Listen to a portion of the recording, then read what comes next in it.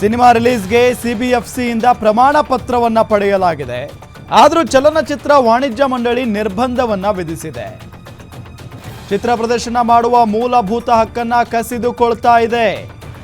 ತಮಿಳಿನಿಂದ ಕನ್ನಡ ಹುಟ್ಟಿದೆ ಹೇಳಿಕೆಗೂ ಚಿತ್ರಕ್ಕೂ ಸಂಬಂಧ ಇಲ್ಲ.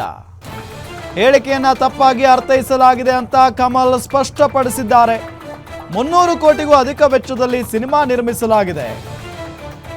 ಚಿತ್ರ ಪ್ರದರ್ಶನಕ್ಕೆ ವಿಧಿಸಿರುವ ನಿರ್ಬಂಧ ರದ್ದುಪಡಿಸಬೇಕು. ಚಿತ್ರ ಬಿಡುಗಡೆಯಾಗುವ ಚಿತ್ರಮಂದಿರಗಳಿಗೆ ಭದ್ರತೆಯನ್ನು ಒದಗಿಸಬೇಕು.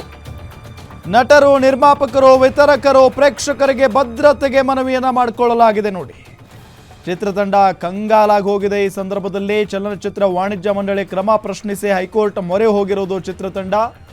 ಸಿನಿಮಾದ ಸಹ ನಿರ್ಮಾಪಕ ರಾಜ್ ಕಮಲ್ ಫಿಲಮ್ಸ್ನಿಂದ ಅರ್ಜಿಯನ್ನು ಸಲ್ಲಿಸಲಾಗಿದೆ. ಸಿನಿಮಾ ರಿಲೀಸ್ಗೆ ಸಿಬಿಎಫ್ಸಿಯಿಂದ ಪ್ರಮಾಣ ಪತ್ರವನ್ನು ಪಡೆದುಕೊಳ್ಳಲಾಗಿದೆ. ಆದರೂ ಚಲನಚಿತ್ರ ವಾಣಿಜ್ಯ ಮಂಡಳಿ ನಿರ್ಬಂಧವನ್ನು ವಿಧಿಸಿದೆ. ಚಿತ್ರ ಪ್ರದರ್ಶನ ಮಾಡುವ ಮೂಲಭೂತ ಹಕ್ಕನ್ನು ಕಸಿದುಕೊಳ್ತಾ ಇದೆ.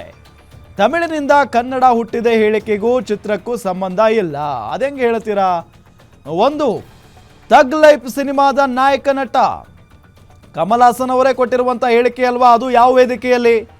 ಥಗ್ ಲೈಫ್ ಸಿನಿಮಾ ಪ್ರಮೋಷನ್ಸ್ ಮಾಡುವಂಥ ಸಂದರ್ಭದಲ್ಲಿನೇ ಈ ರೀತಿಯಾದಂಥ ಹೇಳಿಕೆಯನ್ನು ಕೊಟ್ಟಿರೋದಲ್ವಾ? ಹೆಂಗೆ ಸಂಬಂಧ ಇಲ್ಲ ಅಂತೀರಾ? ಇನ್ನೊಂದು ಬೇರೆ ಯಾವುದೋ ಕಾರ್ಯಕ್ರಮದಲ್ಲಿ ಬಂದು ಕಮಲ್ ಹಾಸನ್ ಈ ರೀತಿಯಾಗಿ ಹೇಳಿದರೆ ಥಗ್ ಲೈಫ್ ಸಿನಿಮಾಗೂ, ಥಗ್ ಲೈಫ್ ಸಿನಿಮಾ ಚಿತ್ರತಂಡಕ್ಕೂ ಕಮಲ್ ಹಾಸನ್ ಹೇಳಿಕೆಗೂ ಸಂಬಂಧ ಇಲ್ಲ ಅಂತ ಹೇಳಿದರೆ ಒಂದು ಲೆಕ್ಕ ಆಗ್ತಾ ಇತ್ತು. ಆದರೆ ಥಗ್ ಲೈಫ್ ಸಿನಿಮಾ ಪ್ರಮೋಷನ್ಸ್ಗೆ ಬಂದಂಥ ಸಂದರ್ಭದಲ್ಲಿನೇ ಅಲ್ವಾ ಈ ರೀತಿಯಾಗಿ ಹೇಳಿಕೆಯನ್ನು ಕೊಟ್ಟಿದ್ದು ಕಮಲ್ ಹಾಸನ್. ಹಾಗಾಗಿ ಸಂಬಂಧ ಇದೆ. ಕಮಲ್ ಹಾಸನ್ ಒಂದು ಕ್ಷಮೆ ಕೇಳಲಿ ಅಷ್ಟೇ ಕನ್ನಡಿಗರು ಕೇಳ್ತಾ ಇರೋದು. ಹೌದು, ನಾನು ಹೇಳಿರೋ ಮಾತು ತಪ್ಪಿದೆ, ನನ್ನನ್ನು ಕ್ಷಮಿಸಿ ಅನ್ನೋ ನಿಟ್ಟಿನಲ್ಲಿ ಒಂದು ಮಾತು ಹೇಳಿ. ಕನ್ನಡಿಗರು ವಿಶಾಲ ಹೃದಯದವರು, ಕ್ಷಮಿಸ್ತೀವಿ. ಅದಾದ ನಂತರ ನಿಮ್ಮ ಚಿತ್ರವನ್ನು ಬಿಡುಗಡೆ ಮಾಡೋದಕ್ಕೆ ಅವಕಾಶವನ್ನು ಮಾಡಿಕೊಡ್ತೀವಿ ಅನ್ನೋ ನಿಟ್ಟಿನಲ್ಲಿನೇ ಈಗ ಕನ್ನಡಿಗರೇ ಹೇಳ್ತಾ ಇರೋದು. ಇವರು ಹೇಳ್ತಾರೆ ತಮಿಳಿನಿಂದ ಕನ್ನಡ ಹುಟ್ಟಿದೆ ಎಂಬ ಹೇಳಿಕೆಗೂ ಈ ಚಿತ್ರಕ್ಕೂ ಸಂಬಂಧ ಇಲ್ಲ ಅಂತ ಹೇಳಿ. ಜೊತೆಗೆ ಕಮಲ್ ಹಾಸನ್ ಕ್ಷಮೆ ಕೇಳಿ ಅಂತ ಅಂದಿದ್ದಕ್ಕೆ ಆ ಹೇಳಿಕೆಯನ್ನು ಸಮರ್ಥನೆ ಮಾಡಿಕೊಂಡಿದ್ದಾರೆ. ನನ್ನ ಹೇಳಿಕೆಯನ್ನು ತಪ್ಪಾಗಿ ಅರ್ಥೈಸಲಾಗಿದೆ ಅಂತ ಹೇಳಿ.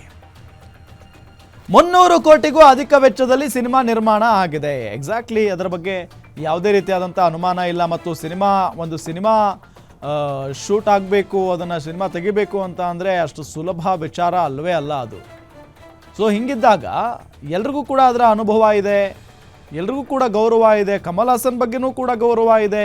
ಆದರೆ ಏಕಾಏಕಿಯಾಗಿ ಅಸ್ಮಿತೆಯ ಬಗ್ಗೆನೇ ಪ್ರಶ್ನೆ ಮಾಡಿದಾಗ, ಕನ್ನಡ ಭಾಷೆಯ ಬಗ್ಗೆನೇ ಮಾತನಾಡಿದಾಗ ಕನ್ನಡಿಗರು ಹೆಂಗೆ ಸುಮ್ಮನೆ ಇರೋಕ್ಕೆ ಸಾಧ್ಯ? ಈಗ ಹೈಕೋರ್ಟ್ ಮೊರೆ ಹೋಗಿದ್ದೀರಿ. ಕನ್ನಡಿಗರು ಕೇಳ್ತಾ ಇರೋದಿಷ್ಟೇ, ಕ್ಷಮೆ ಕೇಳಿ.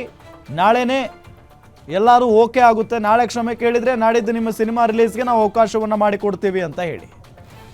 ಕರ್ನಾಟಕದಲ್ಲಿ ಯಾವುದೇ ಕಾರಣಕ್ಕೂ ಸಿನಿಮಾ ಬಿಡುಗಡೆಗೆ ಅವಕಾಶವನ್ನು ಮಾಡಿಕೊಡೋದಿಲ್ಲ ಅನ್ನೋದು ಕನ್ನಡಿಗರ ಮಾತು. 300 ಕೋಟಿಗೂ ಅಧಿಕ ಖರ್ಚು ಮಾಡಿದ್ದೀರಿ, ಲಾಸ್ ಆಗಬಾರ್ದು. ಅದರ ಕಳಕಳಿ, ಅದರ ಬಗ್ಗೆ ಯೋಚನೆ ಕಮಲ್ ಹಾಸನ್ ಅವ್ರಿಗೂ ಇರಬೇಕಲ್ವಾ?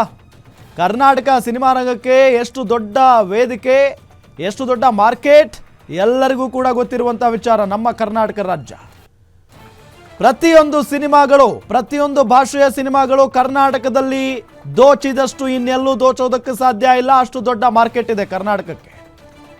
ಹಾಗಾಗಿನೇ ಈಗ ಥಗ್ ಲೈಫ್ ಸಿನಿಮಾದ ಸಹ ನಿರ್ಮಾಪಕ ಇಷ್ಟು ಒದ್ದಾಡ್ತಾ ಇರೋದು.